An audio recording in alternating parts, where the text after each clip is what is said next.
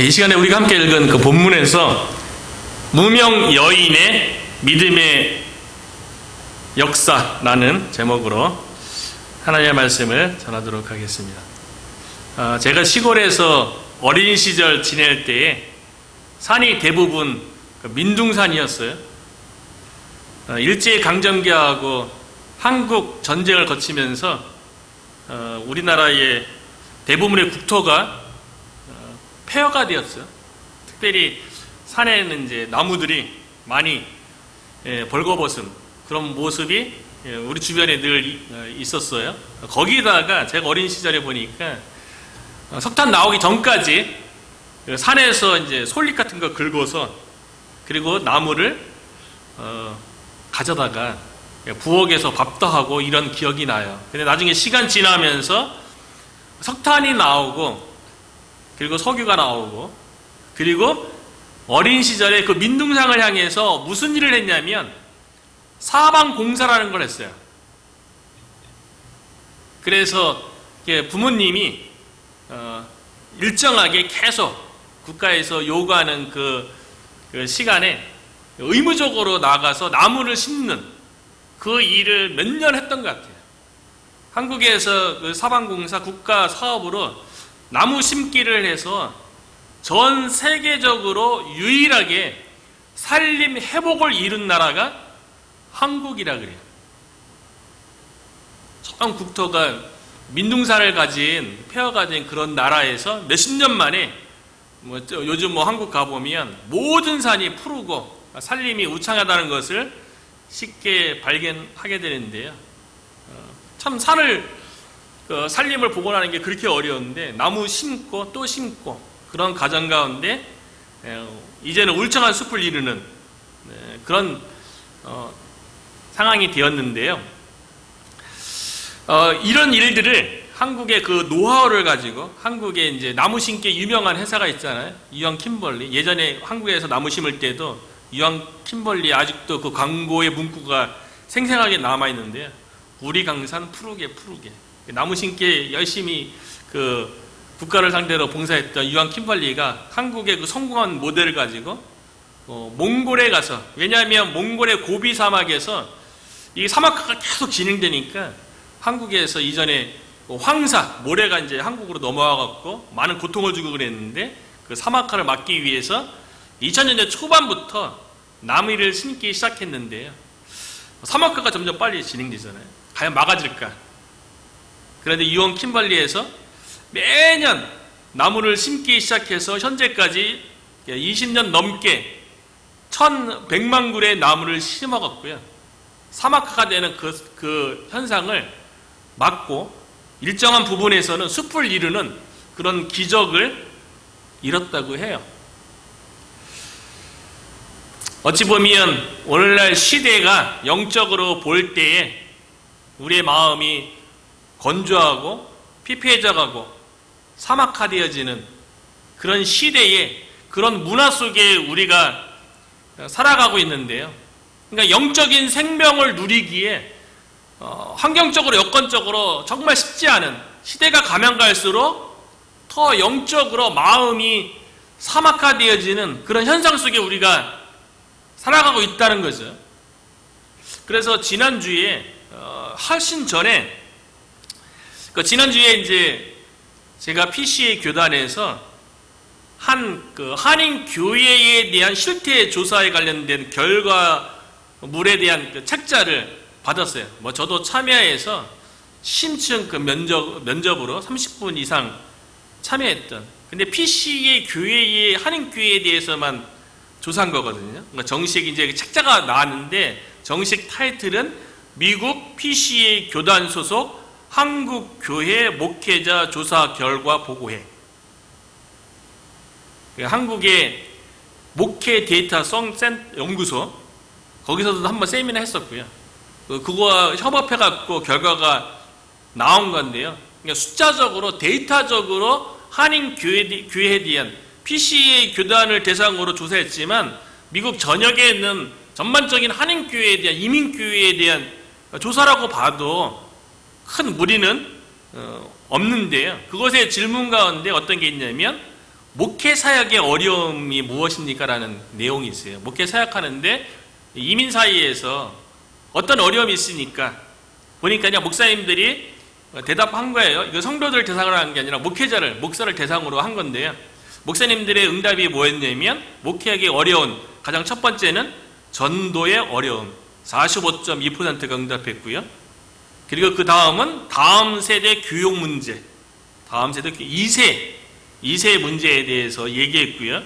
그리고 재정적 어려움 19.1%, 그리고 영적 침체 또는 하락이 18% 정도 되고요.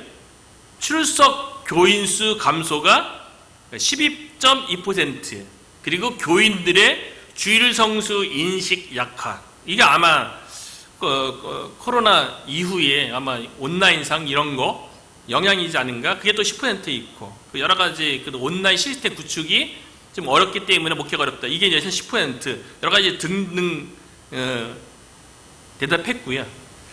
그리고 한인 교회가 왜 앞으로 어떻게 될 것이냐?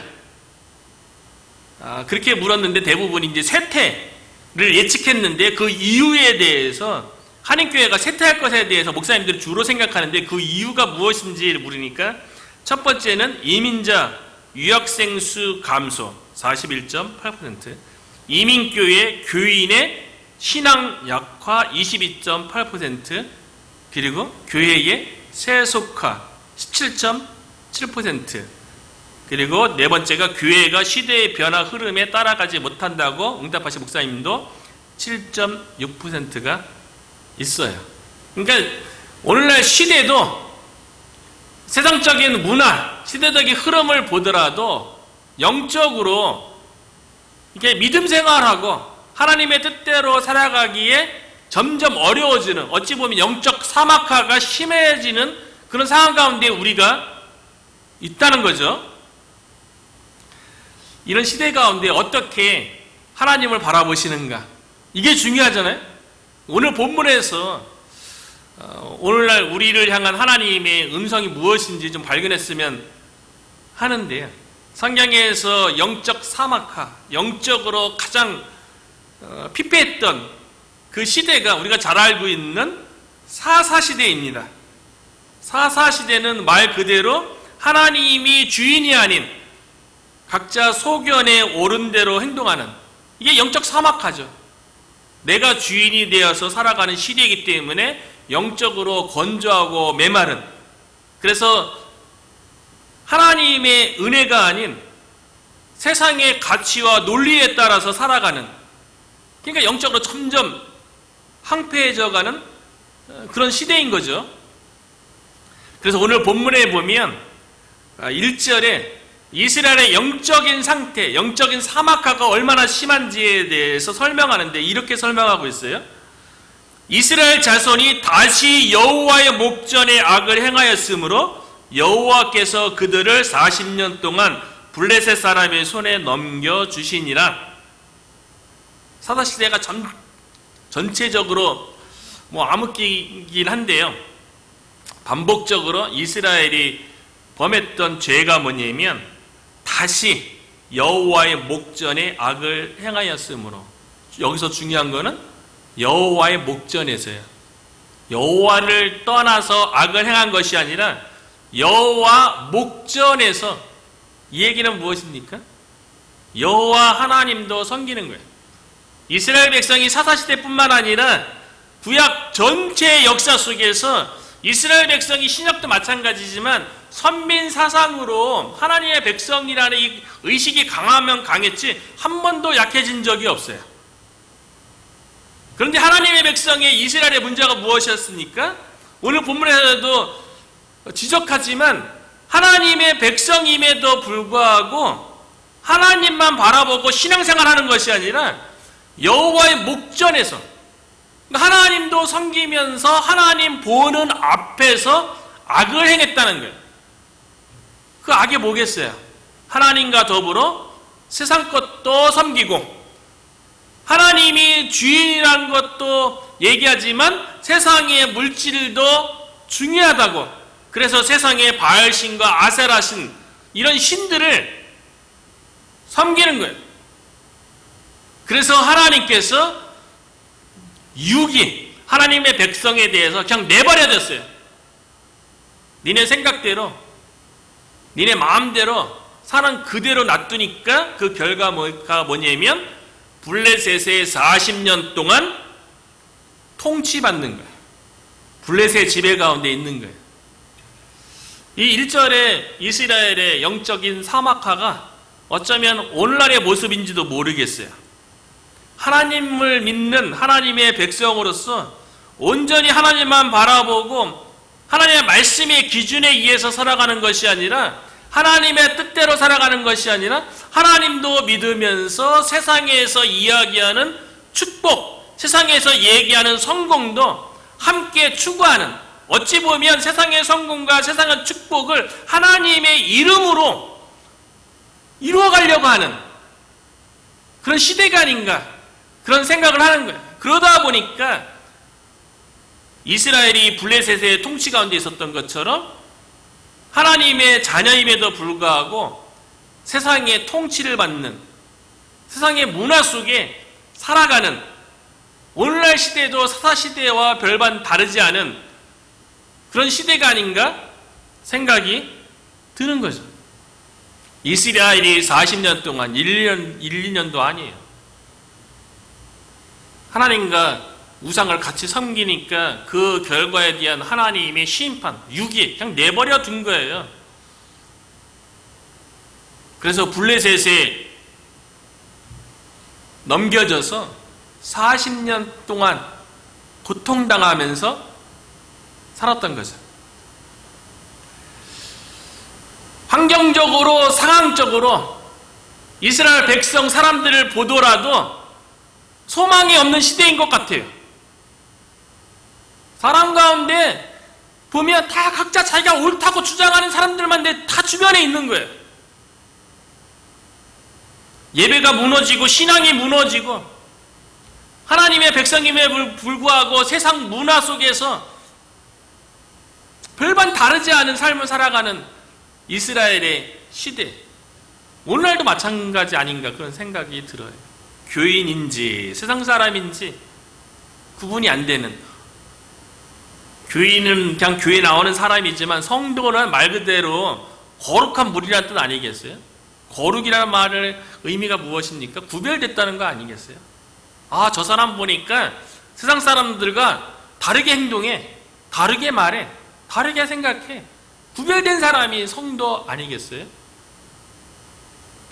그런데 참된 성도, 참된 그리스도인을 발견하기 힘든 그런 시대.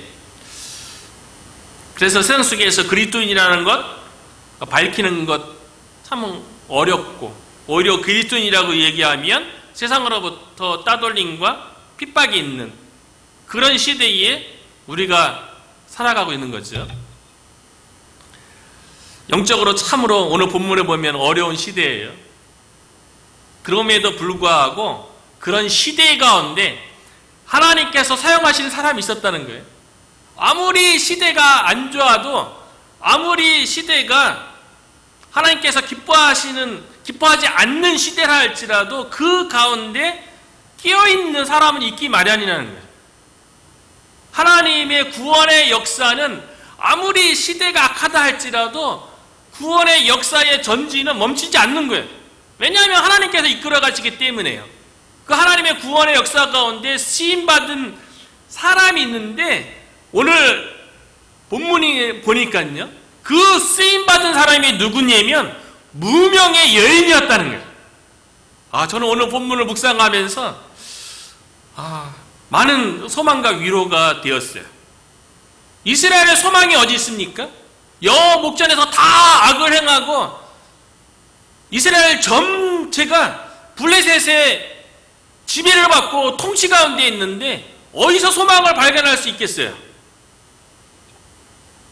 그런데 그 소망이 한 여인으로부터 주어지기 시작하는데요. 2절에 보니까 소라 땅에 단 지파의 가족 중에 마누아라 이름하는 자가 있더라. 남편 이름은 기록되었어요. 남편 이름은 단 지파의 마누아라는 이름을 가지고 있어요. 그런데 그의 아내의 이름은 기록되지 않았어요. 성경에는 그냥 그의 아내가 임신하지 못함으로 출산하지 못하더라. 그러니까 마노아하고 그의 아내도 그 당시 사사시대의 영적인 힘들고 어려운 그 시대의 아들과 딸이었던 거예요. 우리도 마찬가지죠. 우리가 믿음 생활을 해도 세상에 벗어나서 신앙생활하는 게 아니라 세상 가운데서 신앙생활하기 때문에 어쩔 수 없이 시대의 아들들이고 딸들인 거예요. 우리는요. 그 시대의 문화, 이 시대 속에 세상 속에서 이루어진 일들의 영향을 받죠. 근데 마노아와 그의 아내도 그래서 그의 아내가 어떻다고 얘기합니까? 임신하지 못함으로 자녀를 낳을 수 없어요. 그러니까 그 마노아의 아내의 모습인가 동시에 이 마노아의 아내의 모습이 이스라엘 전체의 모습이라는 것을 오늘 성경 본문에서 보여주는 거죠. 하나님의 백성이며 그에 합당한 하나님으로부터 주어지는 열매를 영적 재생산이 있어야 되는데 임신하지도 못하고 출산하지도 못하는 그런 모습, 영적 생명의 역사가 나타나지 않는 그런 모습, 마노아의 아내에게서 있었다는 거예요. 그런 시대 속에서도 이 마노아의 아내가요, 그의 아내, 무명이죠. 그 무명의 여인에게 가장 중요한 거는요, 오늘 9절에서 가장 중요한 거는 3절에 기록되어 있는데 여호와의 사자가 그 여인에게 나타나서요. 여호와의 사자가 마노아라고 이름이 주어진 유명인이 그 남편에게 나타난 것이 아니고 이름이 주어지지 않은 무명의 여인에게 나타나서, 이 구절을 딱 보면서요, 그 마노아의 아내가 이름이 뭔지는 모르겠어요. 그러니까 이름이 기록되지 않은 걸 보면 마노아의 아내는 세상에서 알려지지 않았고 세상에서 알려줄 만한 그런 게 없었던 것 같아요. 그러니까 무명인으로 기록됐죠. 세상에서는 그의 아내로, 그 여인이라고 기록될 정도로 무명인이었지만 하나님 앞에서는 유명인이었다는 거예요. 우리가 이 구절을 보면서 우리가 세상에서 무명인처럼 느껴지는 건 괜찮아요. 가진 것 없고 드러낼 만한 거 없고 자랑할 만한 거 없고 내살 만한 거 없고 무명인이라도 괜찮다는 거예요. 중요한 거는 우리가 하나님 앞에서는 무명인이 되면 안 되고 하나님께서 알아주는 우리 자신이 하나님 앞에 유명인이 되는 게 중요하다는 거예요. 저와 여러분이 세상에서는 우리 교회가 어쩌면 무명인일지도 모르겠어요. 그러나 하나님 앞에서는 저와 여러분이 우리 교회가 유명인이 되기를 주의 이름으로 축원합니다. 그래서 이 마노아의 아내에게요, 하나님은 그 여인을, 이름 없는 그 여인을 알고 있었어요. 뭘 보고요? 믿음을 보고. 그래서 여호와의 사자가 하나님이죠. 하나님이 마노아의 아내에게 나타났어요. 임재했어요. 만나줬어요. 이걸 보면 마노아의 아내가 어떤 여인인지 알죠. 하나님은 거룩하신 분이기 때문에 아무나 만나줄 수 없어요. 오늘날도 누가 하나님을 만납니까? 거룩한 사람, 깨끗한 사람, 영이 깨어있는 사람, 하나님께 헌신된 사람, 하나님께 초점이 맞춰진 사람, 하나님을 주인으로 사는 사람, 하나님께서 그런 사람을 만나주죠. 하나님이 거룩한 분인데 아무나 만나줄 수는 없는 거잖아요. 마노아의 아내는 무명인이었지만 거룩한 여인이었어요. 날마다 하나님과 교제하고 하나님께 가까이 나가려고 했었던 여인이었어요. 믿음이 참 대단한 여인이에요. 마노아의 아내가요.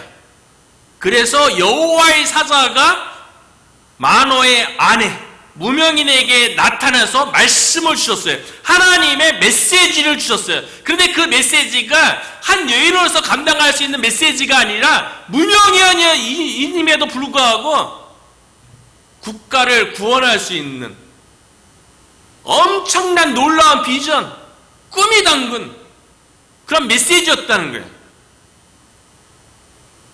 그래서 여호와의 사자가 마노아의 아내에게 나타나서요, 이렇게 말씀하셨어요. 보라, 내가 본래 임신하지 못함으로 출산하지 못하였으나 이제 이제는 언제입니까? 여호와의 사자가 임재한 그때부터 임신하여 아들을 낳을 것이다. 영적인 열매를 맺는, 영적인 생산이 이루어지는 그런 일이 이루어질 거라고 여호와의 사자가 하나님의 메시지를 무명의 여인에게 전하는 거예요. 저와 여러분이 무명이라도 괜찮아요. 우리가 이 마노아의 아내처럼 거룩하고 깨어있고, 이스라엘 모든 백성은 블레셋의 영향 가운데 있는데, 세상의 영향 가운데 있는데, 이 마노아의 이 아내, 이 무명의 여인은요, 그 시대 속에서도 하나님을 바라보고 하나님과 소통하는 여인이었던 거예요. 그래서 하나님께서 이스라엘을 구원할 수 있는 놀라운 메시지가 이 여인에게 주어졌고, 생명의 역사가 이 여인으로부터 이루어지게 됐다는 거죠. 그래서 여호와의 사자가 무명의 여인에게 이런 메시지를 전달합니다. 사자가 5절이죠. 그러므로 너는 삼과 포도주와 독주를 마시지 말며 어떤 부정한 것도 먹지 말지니라. 보라, 내가 임신하여 아들을 낳으리니 그의 머리 위에 삭도를 대지 말라. 이 아이는 태에서 나음으로부터 하나님께 바쳐진 나실이니 됨이라. 그리고 하나님께서 이스라엘 국가에 향한 놀라운 메시지가, 구원의 메시지가 주어지는데 5절 후반부에 보니까 그가 블레셋 사람의 손에서 이스라엘을 구원하기 시작하리라. 마노아의 아내가 지금 어떤 상태에 있습니까? 한동안 임신하지 못했어요. 아이를 출산한 경험이 없어요. 그런데 여호와의 사자가 말씀이 주어졌다는 거는요, 이 여인이 준비된 거예요. 말씀을 들을 준비가 되어 있는 사람에게 하나님의 말씀이 주어지는 거예요. 우리들도 마찬가지 아닙니까? 주변에 이렇게 일 관계든 친구 관계든 이웃 관계든 사람들과 만나서 대화하다 보면 믿을 만한 사람에게 믿을 만한 말을 하는 거예요. 어떤 사람은 대화를 해보면 그냥 흘려 듣고 내가 말하는 거에 집중하는 사람들도 있고 막 그래요. 그리고 어떤 사람과 대화 보면 진실성이 없다는 것을 느껴져요. 너무 허풍과 겉멋만 얘기하는 사람들도 있고, 그게 느꼈어요. 사람은 예수를 믿든 안 믿든 영적인 존재이기 때문에 그냥 느껴지잖아요, 그런 것들이요. 그래서 누군가에게 내 진실한 마음을 나누고, 또 기도 제목도 마찬가지인데 나눌 수 있는 사람은 따로 있는 것 같아요. 하나님도 마찬가지죠. 이스라엘 그 국가를 향한 구원의 메시지를 아무한테 주겠어요? 그 말씀을 감당할 만한 사람, 믿음으로 받아들일 만한 사람. 마노아의 아내는 지금 아이를 낳는 것조차도 받아들일 수 있는 상황이 아니잖아요. 어쨌건 임신해보지 못했는데, 출산해보지 못했는데, 근데 여호와의 사자를 여호와의 사자로 알아본 것도 대단하고요. 그 메시지가 하나님의 메시지라고 받아들이고 그 말씀이 그대로 이루어질 것을 믿는 이 무명의 마노아의 아내는 읽으면 읽을수록 참 대단한 여인이에요. 들을 만한 영적인 준비된 여인에게, 그리고 들은 그 말씀에 순종할 만한 이 여인에게 하나님의 말씀이 주어진 거예요. 이 여인도 하나님 앞에서 거룩하게 살도록 포도주나 독주, 아들이 어떠한 삶을 살 거라고 여호와의 사자가 얘기했습니까? 태에서부터 하나님께 바쳐진 나실인으로 살 거다. 나실인이라는 이 말 의미가요, 히브리어의 의미가 바쳐진 자, 구별된 자, 하나님께 바쳐져서 구별되어져서 이스라엘의 구원을 위해서 쓰임받을 아들이 임신되어져서 태어날 거라는 거예요. 그러니까 나실인으로 살 수 있도록 나실인으로서 금지된 것 세 가지를 마노아의 아내도 지켜야 되는 거고요. 그 지킨 그 부모의 그 심정으로 아들도 키우는 거죠.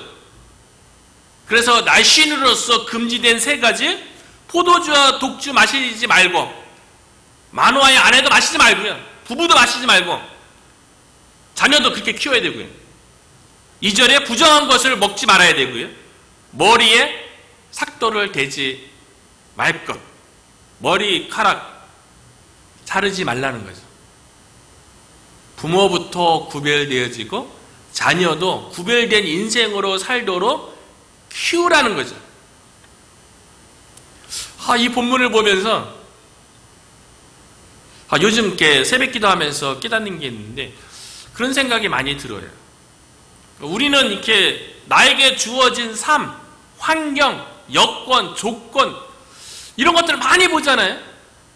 어쩌면 저도 때때로 이렇게 믿음이 없어서 지금 이스라엘이 블레셋의 손에 이렇게 붙잡힌 것처럼 때로는 어쩌면 저희 삶도 세상의 지배 가운데, 세상의 근심 걱정 가운데 살아가는 것이 아닌가? 그런 생각이 드는 거예요.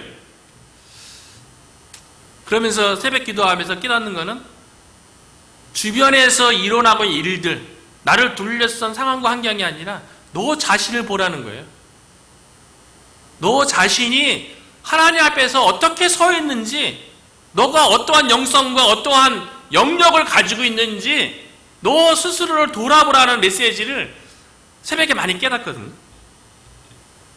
그래서 이런 본문을 이전부터 묵상했지만 오늘 설교 말씀으로 나누는 배경도 되는데, 그래서 화요일날마다 PCA 목사님들과 더불어 성경 공부하고 나누는 거로 하죠. 목회에 대해서. 그 기도 제목 나누는 거에도 나중에 저는 그런 기도 제목을 나눴어요. 내 자신이 하나님 앞에 성령 충만했으면 좋겠다. 영성이 좀 깊었으면 좋겠다. 그런 기도 제목을 나눴어요. 그래서 내 자신이 환경의 지배를 받는 것이 아니라 내 자신이 성령 충만하고 하나님의 능력과 지혜가 충만해서 오히려 삶 가운데 있는 여러 가지 일들을 지배하고 극복할 수 있게 해달라고, 그런 기도 제목을 화요일날 나누게 됐는데요. 이스라엘이 영적으로 암흑기잖아요. 각자 자기 소견대로 행하는, 그래서 블레셋의 지배 가운데 있는 그런 환경 가운데 하나님께서 구원의 역사를 이루어가는데 환경적인 거를 아무것도 안 해요. 여호와의 사자가 나타나서 마노아의 아내부터 하나님 앞에 정결하고 바쳐진 헌신된 삶을 살라고, 그리고 아들을 낳으면 아들도 그와 같이 날씬으로 키우라고 이 메시지를 전했다는 거예요. 그것이 이스라엘의 구원의 길이라는 거예요. 오늘날도 마찬가지 아니겠어요? 목사님들의 PCA 교단 목사님들의 한인교회에 진단도 하고 데이터도 정확하게 나온 거죠. 여러 가지 데이터가 이민수도 적고 환경 2세 교육이 어려, 여러 가지 세속화 여러 가지 전도도 안 되고 그러지만 본질적으로는 더 중요한 거는 이뤄진 결과에 대한 그 데이터고요. 하나님께서 구원의 역사를 이루어가고 하나님께서 일하시는 방법은 그런 상황과 환경, 그런 데이터 가운데 있는 것이 아니라 우리 각자가 하나님 앞에 어떻게 서 있냐는 거죠.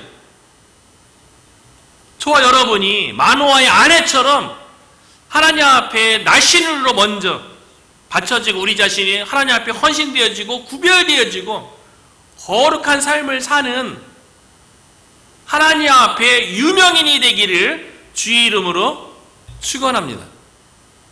마노아의 아내가요 감격스럽잖아요. 영적으로 깨어있으니까 또 성령 충만하니까 여호와의 사자의 메시지 듣고서 그래서 남편에게 찾아가요. 남편한테 얘기하는 거예요. 내가 여호와의 사자를 만났고 메시지를 받았는데 너무나도 두려운 나머지 당신이 누구십니까? 이런 것도 묻지 못했다고 그래요. 그러니까 마노아가요 하나님 앞에 기도한 거예요. 아내에게 주어진 하나님의 메시지에 대해서 자신이 다시 듣게 해달라고 기도했어요. 그런데 성경을 다시 또 보니까 참 재밌더라고요. 하나님께서 마노아의 기도에 응답하셨어요. 그래서 마노아가 내가 자녀를 나시를 키워야 되는데 어떻게 키워야 됩니까?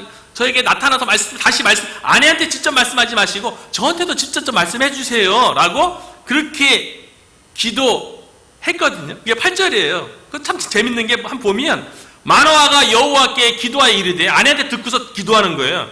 주여 구하옵나니 주께서 보내셨던 하나님의 사람을 우리에게 다시 오게 하사 우리가 그 낳은 아이에게 어떻게 행할지를 우리에게 가르치게 하소서.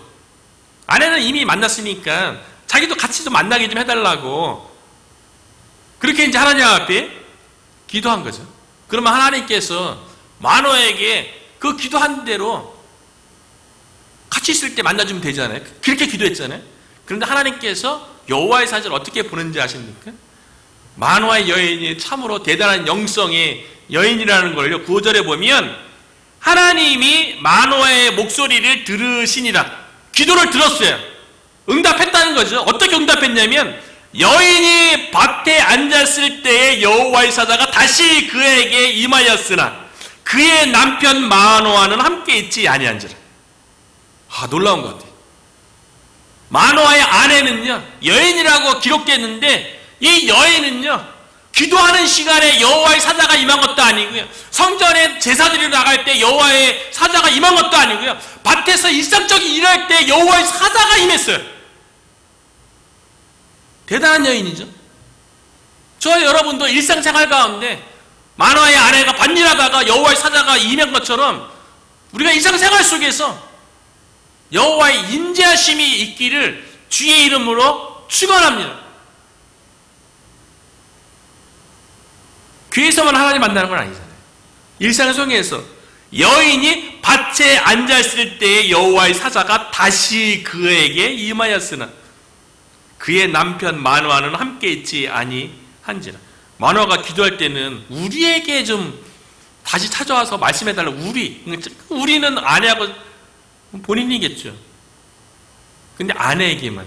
이걸 보면 마노아의 아내가 무명인이었지만 얼마나 영성이 뛰어나고 하나님을 가까이 했는지 예상이 가잖아요. 삼손이 나중에 그 아들이 삼손이잖아요. 삼손이 태어나고 나중에 이스라엘이 블레셋으로부터 구원받는데 그 믿음의 시발점이 어디에 있습니까? 마노아의 아내에게 있었어요. 한 나라의 역사가요, 한 무명의 여인에게서 시작됐다는 거예요. 무명의 여인의 믿음에서 시작됐다는 거죠. 그래서 마노아의 아내가 남편에게 가서 다시 데리고 와서 아내에게 주었던 그 메시지를 마노아가 다시 듣게 돼요. 그래서 마노아와 그의 아내도 처음 메시지 주었던 것처럼 하나님 앞에 구별된 삶, 헌신된 삶, 바쳐진 삶으로 자신들의 삶을 살면서 하나님의 주셨던 그 메시지가 그 부부에게 임해갔고요. 태어난 아들이 바로 삼손이 되는 것입니다. 무명의 여인, 성경에는 그의 아내, 여인이라고 기록되어진 그 무명의 여인. 그 여인을 통해서 이스라엘의 구원의 역사가 이루어졌다는 거예요. 어쩌면 오늘날에도 세상으로 유명인이 아닌 세상의 무명인이라 할지라도 하나님 앞에 유명인이 되면 아무리 시대가 사사시대고 아무리 시대가 영적 사막화, 영적 피폐화가 진행되는 시대라 할지라도 하나님께는 구원의 역사를 인류 역사 속에 멈춘 적이 없어요. 반드시 예수님은 다시 온다고 말씀하셨고요, 땅끝까지 복음이 증거되겠다고 말씀하셨어요. 하나님의 말씀이잖아요. 저와 여러분이 마노아의 아내처럼 무명인으로 우리 스스로를 되돌아보면서 거룩하고 구별되고 바쳐지고 헌신된 삶을 통하여서 이 영적 사막화 되는 오늘날 시대 속에서 구원의 역사를 이루어가는 저와 여러분 되기를 주의 이름으로 축복합니다.